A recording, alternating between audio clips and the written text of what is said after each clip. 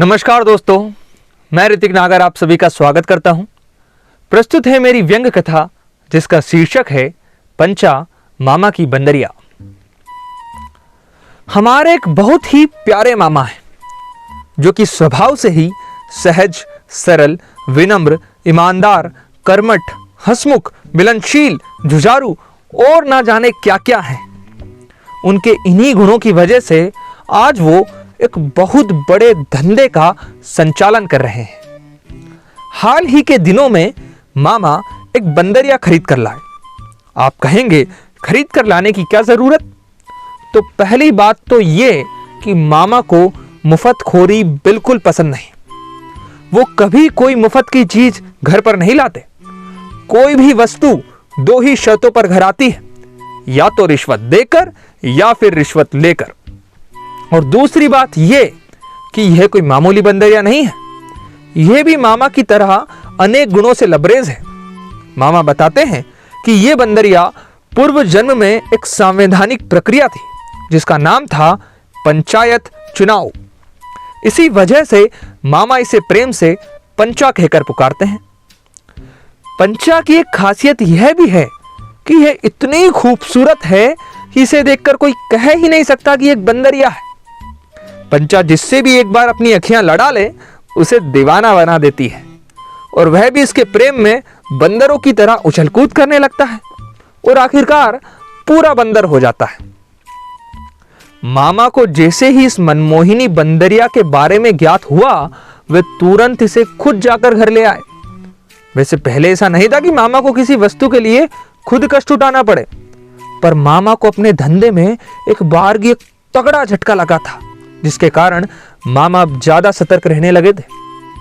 और उनकी इसी सक्रियता की वजह से उन्होंने एक ऐसे समय में भी अपने गिरे हुए धंधे को वापस खड़ा कर दिया जब पूरी दुनिया का बाजार ठप पड़ा था। दरअसल मामा समय से खेल गए थे। चूंकि वो एक खुफिया ज्योतिषी भी हैं, इसलिए महामारी के आने की आहट को पहले ही भाप गए थे, और महामारी के आने से ठीक पहले उन्होंने अपने डूबे हुए धंधे पर एक तगड़ा इन्वेस्टमेंट किया। नतीजन अब जब पूरी दुनिया महामारी से करहा रही है, मामा मस्त है। और उनकी इसी मस्ती में अब मनोरंजन का तड़का लगा रही है पंचा। पंचा का हर 5 साल में बड़ी धूमधाम से विवाह होता है, जिसमें राज्य के प्रत्येक गांव और शहर में एक विशाल स्वयंवर का आयोजन किया जाता है, जहां पर पंचा के लिए पसंदीदा पतियों को चुना जाता है, जिन्हें प्रेम से पंच कहते हैं। चूंकि आंकड़ा विभाग की जानकारी के अनुसार राज्य में प्रत्येक वर्ष ठंड से मरने वालों की संख्या बहुत अधिक है, इसलिए इस विवाह का आयोजन ठिठुरती ठंड के बीचों बीच किया जाता है, ताकि आंकड़ों में थोड़ी गिरावट आए और उनका औसत सुधरे। मामा की कुटिल बुद्धि का ध्यान जब इस तरफ गया तो उन्होंने आंकड़ा विभाग से तगड़ी डील पक्की कर ली, जिसके अनुसार यह तय हुआ कि मामा आंकड़ा विभाग को उनके आंकड़ों में एक भयंकर गिरावट करके देंगे, जिससे कि उनका रिकॉर्ड हमेशा हमेशा के लिए सुधर जाएगा। बदले में मामा को और क्या चाहिए? वैसे भी आंकड़ा विभाग महामारी के आंकड़ों को दबाने में पूरा व्यस्त था। अन्य कारणों से होने वाली मौतों पर ठीक से ध्यान ही नहीं दे पा रहा था। अतः उन्होंने मामा के प्रस्ताव को तुरंत स्वीकृति दे दी। तो जैसे ही चंपा के विवाह का समय नजदीक आया, मामा ने ठिठुरती ठंड के बीचों बीच यह अफवाह उड़वा दी कि जल्द ही स्वयंवर का आयोजन किया जाएगा। ठंड का जोर खत्म होते ही मामा ने महामारी का हवाला देते हुए विवाह स्थगित करने की सूचना प्रसारित करवा दी। अगले साल ठंड के मौसम में मामा ने नाटक दोबारा दोहराया और फिर वही महामारी का हवाला देकर विवाह स्थगित। आंकड़ा विभाग वालों ने विगत 2 वर्षों का आकलन किया तो उनकी आंखें फटी की फटी रह गई। आंकड़ों में इतनी भयंकर गिरावट उन्होंने कभी नहीं देखी।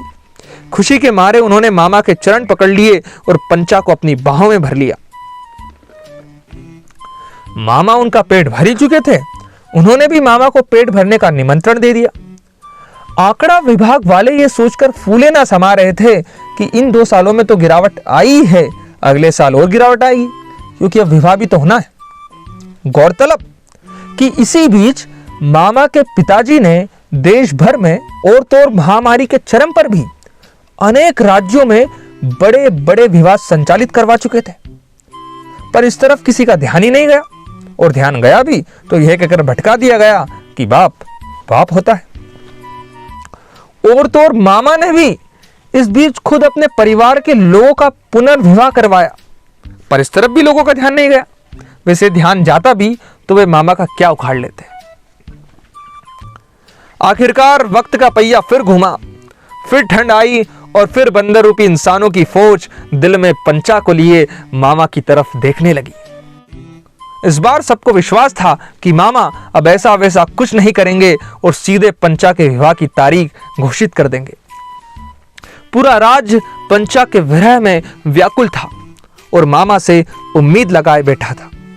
मामा ने भी इस बार बिना कोई विलंब किए पंचा के स्वयंवर की तारीखें घोषित कर दी। राज्य भर में खुशी की लहर दौड़ गई। विरह प्रेम रस को और गाढ़ा कर देता है। पंचा के लिए लोगों का प्रेम इतना बढ़ गया था कि हृदय में समाता ना था, इसलिए बार बार उमड़ पड़ता था। चारों तरफ पंचा की बातें होने लगी और मामा की जय जयकार। मामा की जय जयकार? आखिरकार मामा ने ऐसा क्या दे दिया था? उसने तो वही दिया जो कि उनका हक था, बल्कि वो भी इतनी देर बाद। सच कहूं तो मामा सही अर्थों में जादूगर है।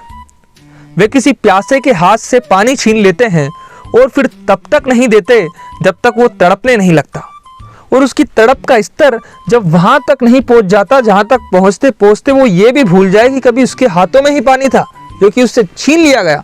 उसके दिलो दिमाग में सिर्फ पानी को पीने की तड़प पैदा हो जाती है। उसी क्षण मामा उसे उसके ही हाथों से लिया गया पानी थमा देता है। पानी पीते ही जब वो मामा को देखता है तो उसकी आंखों में प्रेमाश्रुओं की धारा बहने लगती है, और इस एहसान के तले दबकर वो मामा के पैरों पर गिर जाता है। मैंने इस तरह के अनेक दृश्य देखे हैं और उन तमाम दृश्यों में मैं भी मामा के आगे नतमस्तक हुआ हूं। हाँ, तो चारों तरफ मामा की जय जयकार है। माफ करना दोस्तों, मैं अपनी वाणी को अब यहीं विराम दूंगा। आगे कहानी और भी है, पर आगे अगर आप सुनना चाहते हैं, सुनने के लिए वाकई उत्साहित हैं, तो मुझे कमेंट में अपनी प्रतिक्रिया दें ताकि मैं जल्द से जल्द आपके लिए इस कहानी का दूसरा भाग लेकर आऊं।